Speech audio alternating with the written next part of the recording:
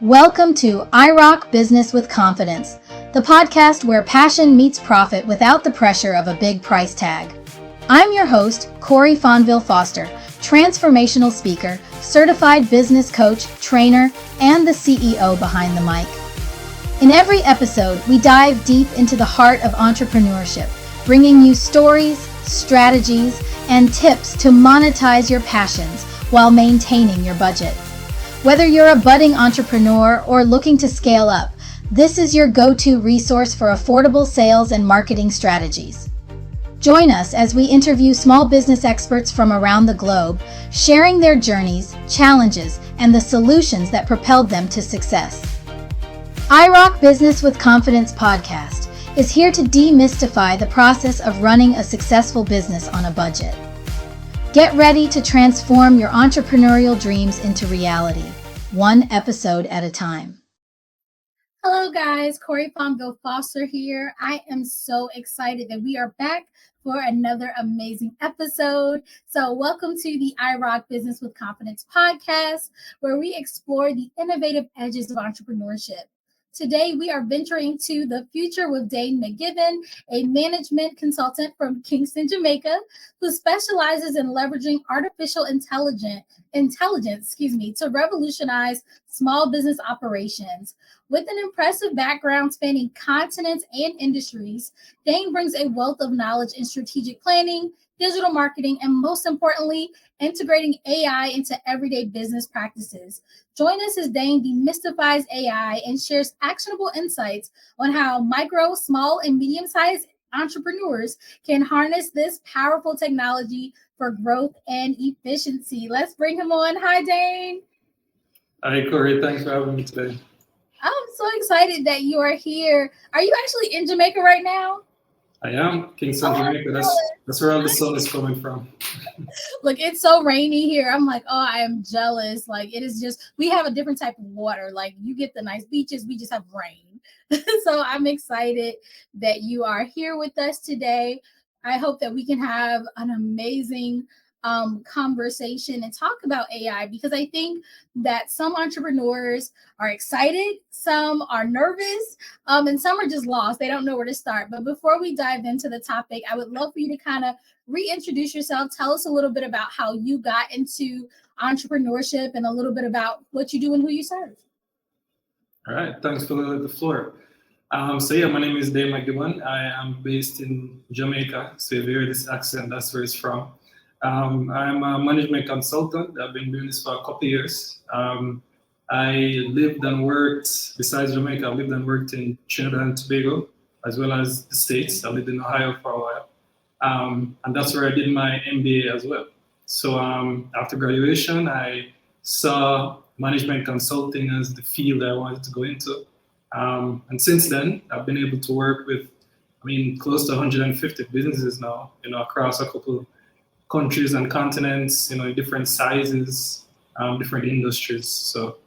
And then, I think last year, or like the beginning of last year, ChatGPT dropped and everything changed, right? The whole business scene was very different afterwards.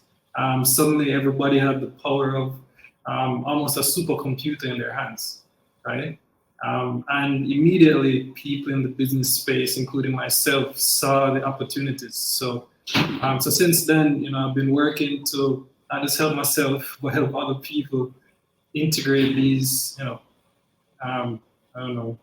cutting edge technologies into their businesses, Yes, I love that. And I love that you saw it as opportunity. I know at first when ChatGPT dropped, I was like, what is this? First of all, what is this? And then I was like, okay, it sounds cool, but how do I utilize it for my business? There were just so many questions. So as you've been working with like the countless different brands that you've had the pleasure of working with, what are some of the just kind of everyday tasks that AI, even specifically ChatGPT, kind of helps them with? Because I think that's one of the main questions a lot of people I deal with ask is like, how can this help me in my day-to-day operations? Right. The use cases are like limitless, just like the technology itself. If you can think of it, you can probably do it. If it's words based, if it's image based, even now video based, there are a lot of possibilities. I think for the average business owner, or even if you're an employee and you work in a large organization, simple things like getting assistance to write an email can be something that people can get into to AI with. I think in speaking to people, there is this whole psychological aspect to just regular working life. For instance, you have to write an email to somebody and it's complicated, and I mean, you have to manage emotions, you have to manage politics, so you don't want to write the wrong thing. It helps if you have a really smart assistant, essentially, where you're just telling it what your thoughts are, what you don't want to do, as well as what you do want to do. And like magic, it gives you exactly what you need. Yeah, I agree. And I think people have asked me, like, how do I use it? I've showed people like demos of like, these are the prompts I use. And I think sometimes people just kind of overcomplicate it. Like you said, it's like having that assistant there. Just tell it your thoughts. Like, I'm trying to do X, Y, and Z. This is what I have. And oftentimes people don't realize too, you can ask it questions. So even today, I was working on a project and I said, what information do you need from me? That was my prompt. What other information do you need from me to do this task? And it was like, okay, this is what I need. And it gave me a list of questions. I was able to fill it out. And then it gave me a really good response. Now, speaking of kind of good responses, a lot of people are like, well, it doesn't work for me because it gives me like trash responses. It doesn't give me things in my brand voice, all these kinds of things. So there's maybe some strategies that they should utilize to get better things. Because I hear like junk in, junk out. You put in trash, it gives you trash. So what maybe are some tips for getting a better outcome out of AI? Right. So I'm happy you asked that question because I think this is the essential building blocks of even using these tools. And it's called prompting. Speaking to these tools, it's a whole science to it at this point, a whole science and art called prompt engineering, where, I mean, the layman, the average person just getting into something like ChatGPT, they put a sentence and they ask and they hope, like magic. ChatGPT understands exactly what I mean. They understand their personal context. They understand what the kind of output is needed. But it can't without you giving it specific instructions. It's just like if you've ever had an employee, if you tell them something, they'll have to figure out the rest and it probably won't get what you wanted.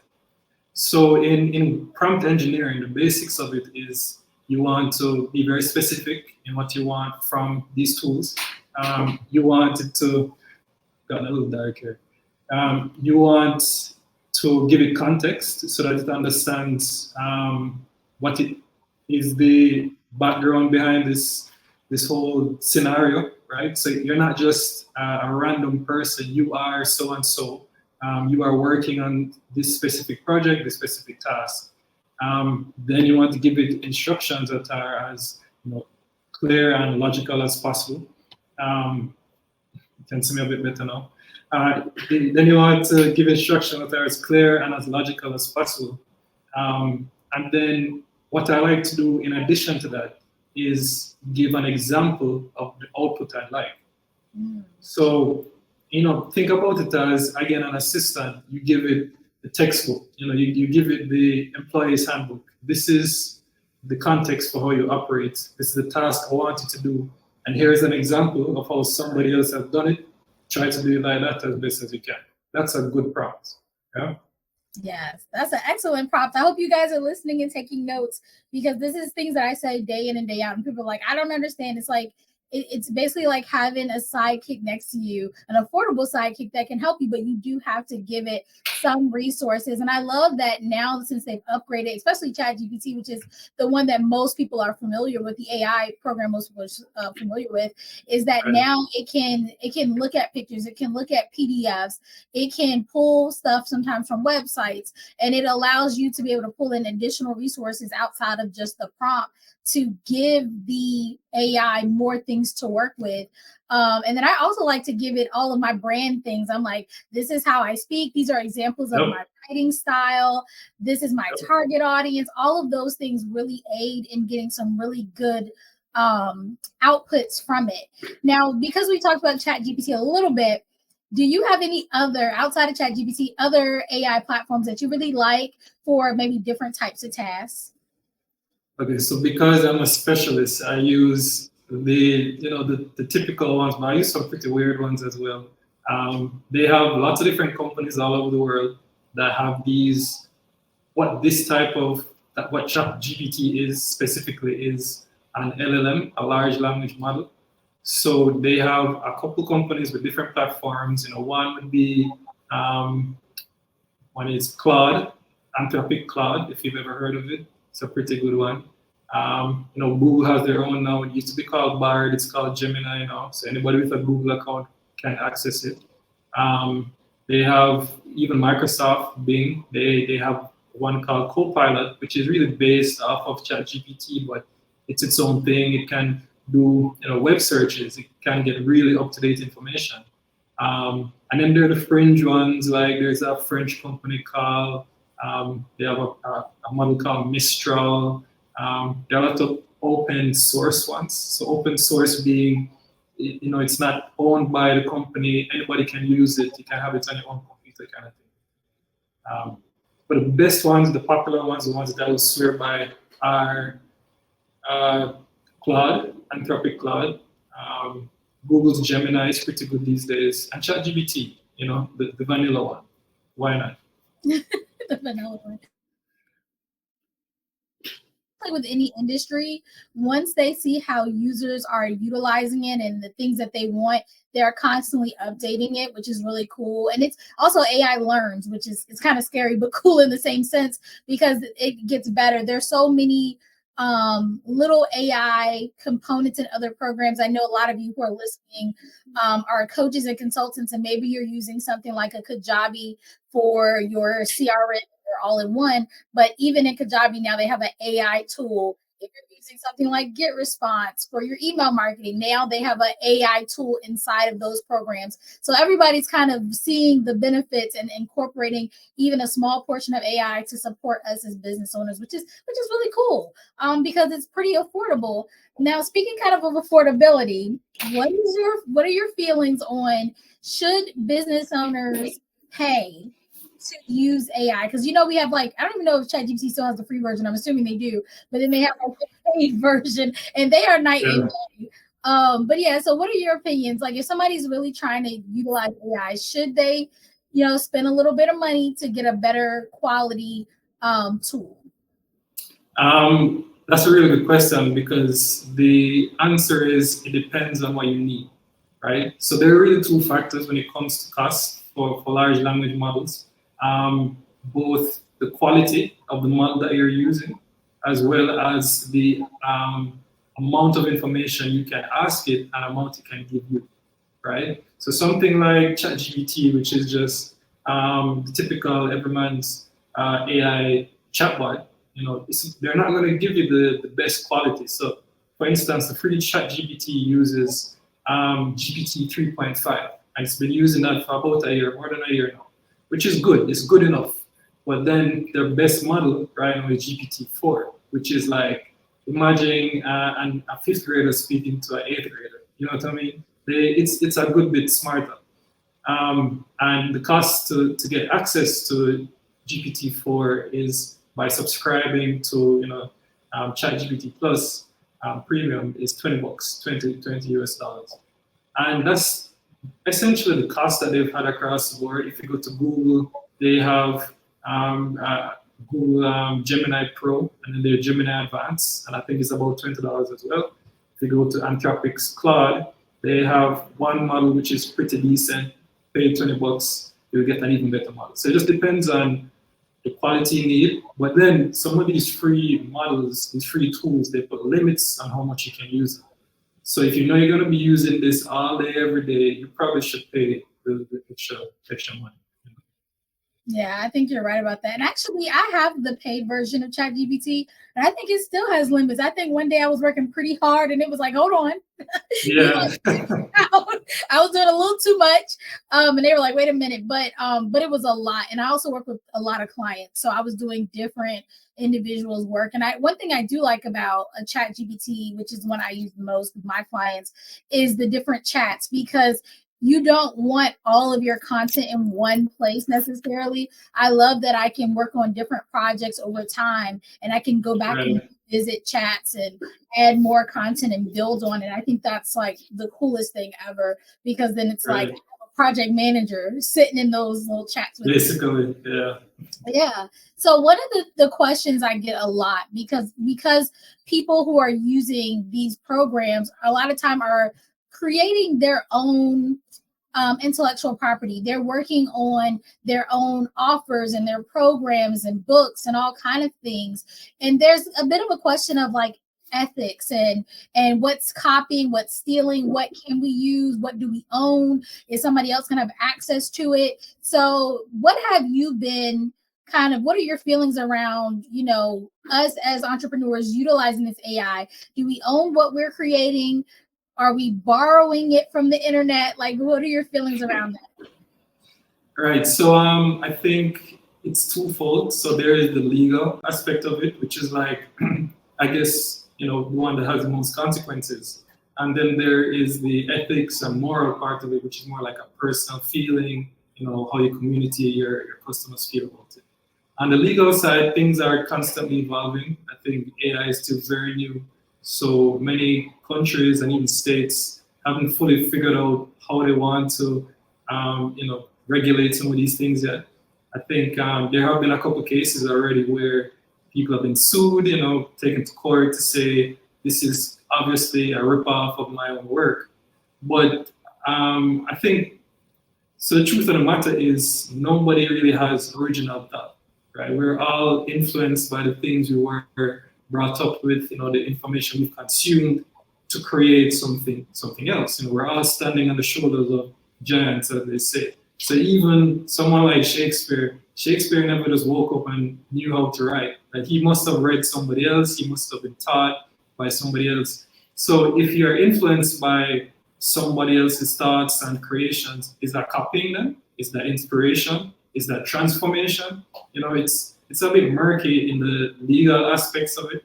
But morally, I think if you can tell that this is clearly heavily influenced by somebody else's work, it's for you to decide, do I want to do some manual adjustment, right? Like, we're talking about maybe word generation and there's image generation.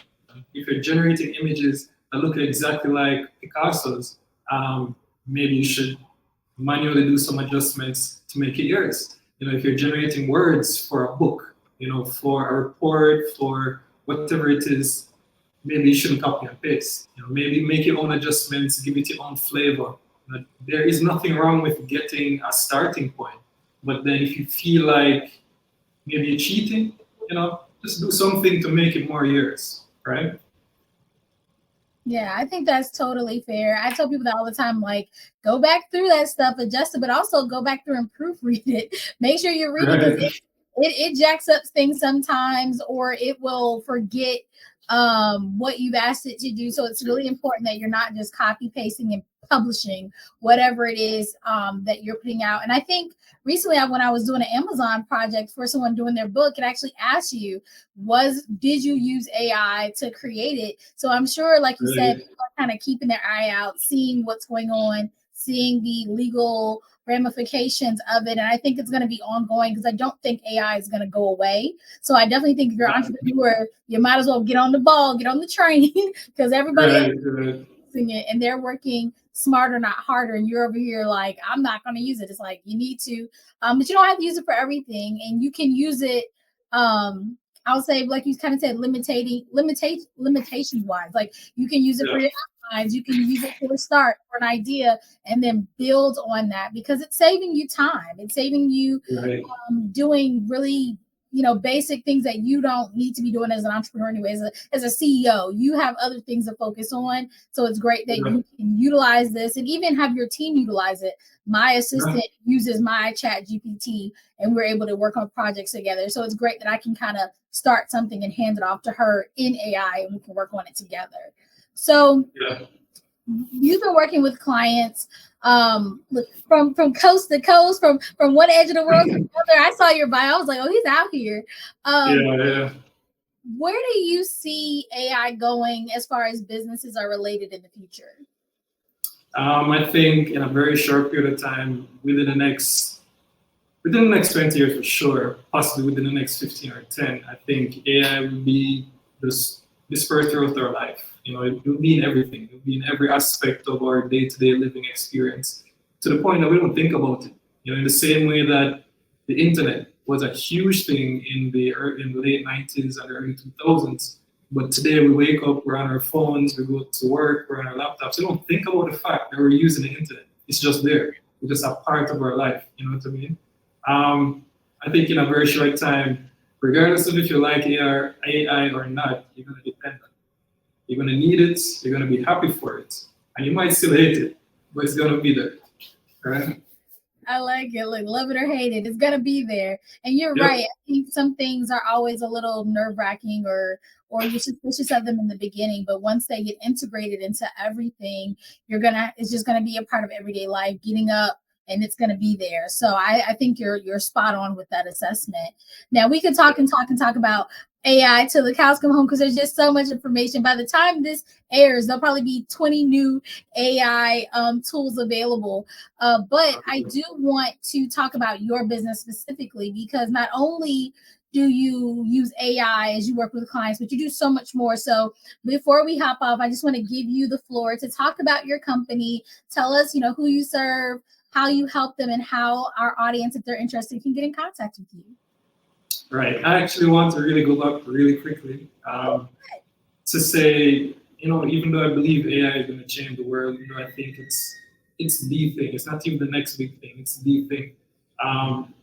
For us to really use it in a way that doesn't negatively impact humanity, we're going to have to figure out the responsible ways of how to use it. We need to be realistic about the risks. We need to know it's going to displace some people. It's going to take some jobs. It's going to cause harm. How do we limit that? Right? So I'm not here as a prophet alone. I'm here also to say we've got some problems coming up. Let's think really hard about how we're going to mitigate them.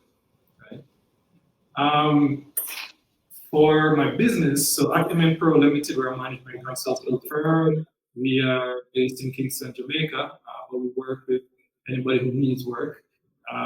We typically help our clients access funding, but also strategic planning. But we are now going into AI trainings. So just like we've been speaking about how to use these free tools, most of them are free, to maximize your productivity, efficiency, save costs. It's very good at cost savings. Improve your customer experience, right? With things that you can easily access. So we're not here to teach you how to use extremely specialized, things that are required like a software developer. It's just how do you use ChatGPT to make your leadership better for your employees? How do you use it to streamline your operations? How do you use it to make your HR department work in a better way that's even better for your people, right? That's what we're trying to build out right now. Oh, I love that. And if you're watching this, then you should be able to see Dane's website, and he's also available on Twitter. But also, if you're listening, don't forget all of his information will be in the show notes. As I say with all of our guests, don't let this be the last time that you hear their voice, that you check in with them. We only have a limited amount of time to get into their brain to understand why they're an expert and all the goodies that they bring. But definitely reach back out, get on his books, see how their company can help you, because You don't want to be a year from now being like, dang, I wish I would have reached out. I wish I would have got the support I needed because now my competitors are walking laps around me. So this is the time, if you're hearing this now, this is the time to go ahead and jump on the wagon and get the support you need to move your business into the next stage of your journey. But guys, thank you for listening to this episode. I know you did, but I hope you got something amazing out of it. And if you had some notes, if you took some notes, make sure you implement some of those things this week. But until next time, guys, remember, I rock, you rock, we all rock, and we'll talk to you soon. And that's a wrap on another episode of IROC Business with Confidence podcast. Thank you so much for tuning in and joining our journey into the world of entrepreneurship.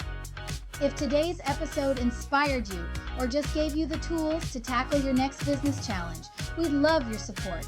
Please like, share, follow, subscribe, and rate us with a glowing 5 stars.